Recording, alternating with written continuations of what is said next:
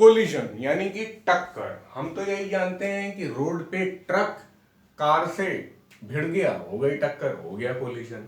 लेकिन फिजिक्स कहती है कि फिजिकली स्ट्राइक ईच अदर अगर हो रहा है तब तो कोलिजन है ही है। लेकिन अगर स्ट्राइक नहीं भी हो रहा है, केवल पाथ डिस्टॉर्ट हुआ जा रहा है, तब भी कोलिजन है। मान लो कि कोई मीटियोर था, वो बढ़िया जब दोनों से किससे किससे अर्थ से और जुपिटर से खूब दूर था तो मस्त स्ट्रेट लाइन में चल रहा था। अब क्या हुआ, जब ये अर्थ के पास से गुजरा तो इसने क्या किया, अर्थ पे गिरने की कोशिश की। लेकिन जुपिटर बोला, अरे हेलो कहां जा रहे हो? बोलो आता हूं सर, और जाके जुपिटर पे गिर गया। तो अगर अर्थ ना होती तब ये यहीं घूम जाता। लेकिन अब इसका पाथ थोड़ा अर्थ की तरफ गया, फिर इधर गया। तो ओरिजिनल पाथ क्या होता, यहां तक तो जब तक स्ट्रेट लाइन है तब तक कोई दिक्कत नहीं थी। ओरिजिनल पाथ कुछ ऐसा होता, लेकिन अर्थ की वजह से पाथ रेड वाला हो गया, पाथ चेंज हो गया। ये भी कोलिजन। हम लोग कहेंगे कि मतलब यहां पर अर्थ और इस मीटियोर में कोलिजन हुआ, ठीक है। अब लेकिन इस तरह की पाथ डिस्टॉर्ट वाला कोलिजन बहुत ज्यादा हम लोग को नहीं पढ़ना है, हम लोग को एक्चुअल कांटेक्ट वाला पढ़ना है। तो एक्चुअल कांटेक्ट में ये लो, ये दोनों गए, ये है इनिशियल पोजीशन और ये है कोलिजन वाली पोजीशन, है ना। ये इधर से आया, ये इधर से आया, ताड़ टच कर गए। टच करने के बाद, है ना, बाद में ये लोग क्या करने लगे, अलग अलग भागने लगे, है ना। टा अलग हो गए, टा अलग हो गए। समझ गए ना इस सिचुएशन। तो as soon as the collision is over the interactive forces become zero. तो ये है इंटरएक्टिंग फोर्सेस, दोनों एक दूसरे पे लगाती हैं, जिसकी वजह से ये अपनी डायरेक्शन चेंज कर रहे हैं, अपनी वेलोसिटी चेंज कर रहे हैं। तो अब और थोड़ा कोलिजन को पढ़ते हैं, कुछ एग्जाम्पल लिख लेते हैं और कितने तरह के कोलिजन हैं वो देख लें। अगर कोलिजन एक ही लाइन में हो रहा है, यानी कि ये भिड़े और अलग दूर हो गए, अगर अलग अलग लाइन पे हो रहा है, मतलब इसका सेंटर ऑफ मास इसके अलोंग है और इसका सेंटर ऑफ मास अलग लाइन के अलोंग है, तो ये दोनों भिड़ेंगे, ऐसा कुछ हो जाएगा, है ना। मान लो ये रुका हुआ है, मान लो ऐसा हो जाएगा। तो सेम लाइन के अलोंग है तो one dimensional collision, same plane में है तो टू डायमेंशनल कोलिजन, और अगर सेम प्लेन में भी नहीं है तो 3D, थ्री डायमेंशनल कोलिजन।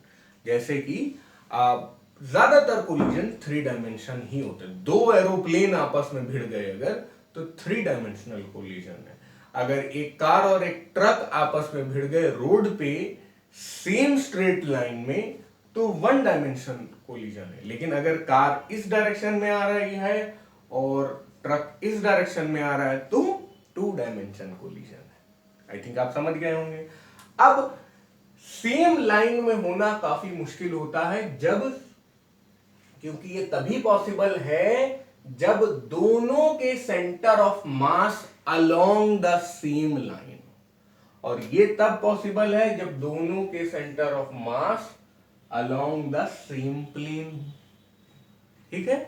और यहां पे क्या होगा, 3 डायमेंशन में, 3 डायमेंशन में टक्कर होके कहीं और जाने लगेंगे, मतलब आ रहे थे ऐसे और चले गए ऐसे, तो कोई 3D में चला गया। लेकिन ध्यान रखिएगा कि सेम प्रिंसिपल्स हम लोग यूज करते हैं, वो 1D, 2D और 3D में काम कर जाता है। आपको ज्यादातर 2D कोलिजन ही पढ़ाया जाएगा, या फिर 1D तो है ही, 2D लेकिन कठिन वाला है, 1D आसान वाला है। 3D आपको कराया ही नहीं जाएगा ज़्यादा, अगर कराया जाएगा तो हम लोग वहाँ पे वेक्टर यूज़ कर लेते हैं, सिंपल रहता है। पोजीशन के हिसाब से हो गए 1D 2D और 3D, और अब वेस्टेज ऑफ एनर्जी के हिसाब से हो गए इलास्टिक या फिर इनइलास्टिक। इलास्टिक में वेस्टेज ऑफ काइनेटिक एनर्जी नहीं होता, इसीलिए जब हम इसमें law of conservation of energy लगाते हैं तो काइनेटिक एनर्जी को कंजर्व कर लेते हैं। लेकिन इनइलास्टिक में क्या होता है, काइनेटिक एनर्जी वेस्ट हो जाती है, क्योंकि काइनेटिक एनर्जी चेंज हो जाती है किसमें, जब भी टक्कर होती है आवाज आती है तो साउंड एनर्जी, जब भी टक्कर होती है दो चीजें हल्का सा गर्म तो होती ही है तो हीट एनर्जी, और कभी कभी टक्कर बहुत तेज हो जाए तो लाइट एनर्जी, है ना, मतलब चिंगारी टाइप निकल आए। अरे यार पत्थरों को लड़ा के ही तो आदि मानव ने आग बनाई थी, तो लाइट भी कोलिजन से क्रिएट की जा सकती है। तो इस तरह से इलास्टिक और इनइलास्टिक ही दो तरीके हैं वेस्टेज और नॉन वेस्टेज के हिसाब से। इलास्टिक में वेस्टेज नहीं होता है और इनइलास्टिक में वेस्टेज होता है। दूसरी बात, अब इसके कुछ एग्जाम्पल हो जाए। Collision between atomic and nuclear fundamental particles elastic collision का एग्जाम्पल है। अब कैसे यार, जैसे मान लो कि दो प्रोटॉन है, वो आपस में कोलिजन कर रहे हैं, तो क्या होगा, वो रिपल्शन की वजह से फिर थोड़ी देर बाद दूर होने लगेंगे। तो इस तरह के रिपल्शन में, इस तरह के कोलिजन में कोई फिजिकल कांटेक्ट हो ही नहीं पाता है, तो इसकी वजह से वेस्टेज ऑफ एनर्जी हो नहीं पाती है, हीट, लाइट और साउंड कुछ भी प्रोड्यूस नहीं होती, और कोलिजन कैसा हो जाता है, इलास्टिक हो जाता है। अब इन इलास्टिक तो हम लोग यार भाई सब लोग कैरम तो खेलते हैं, तो कैरम में जब आप मारते हैं तो वो एक स्ट्राइकर से मारते हैं गोटियों पे, तो सब इधर उधर हो जाते हैं, आवाज जरूर आती है, आवाज अगर आ गई तो इन इलास्टिक है। बाकी कैरम में फ्रिक्शन भी होता है यार, कैरम बोर्ड में, तो वेस्टेज ऑफ एनर्जी तो होना ही होना है, वो कोलिजन इन इलास्टिक है।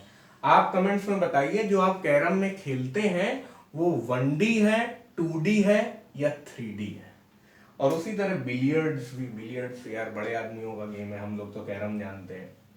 अब आ जाते हैं प्लास्टिक कोलिजन। प्लास्टिक कोलिजन कोई तीसरा बोलना ठीक नहीं होगा, आपकी बुक कहती है कि प्लास्टिक जो है वो इनइलास्टिक का ही एक हिस्सा है, वो बल्कि प्लास्टिक नाम कभी नहीं कहती, वो परफेक्टली इनइलास्टिक बोलती है। यहाँ पे वेस्टेज ऑफ एनर्जी होता है, इतना ज्यादा वेस्टेज ऑफ एनर्जी होता है कि बड़ी वाली बॉडी में छोटी वाली बॉडी घुस जाती है। इसका बढ़िया एग्जांपल है कि अर्थ पे मीटियोर अटैक हो जाए। दूसरा एग्जांपल ये है कि मान लीजिए कि एक ब्लॉक रखा हुआ है और उसमें आई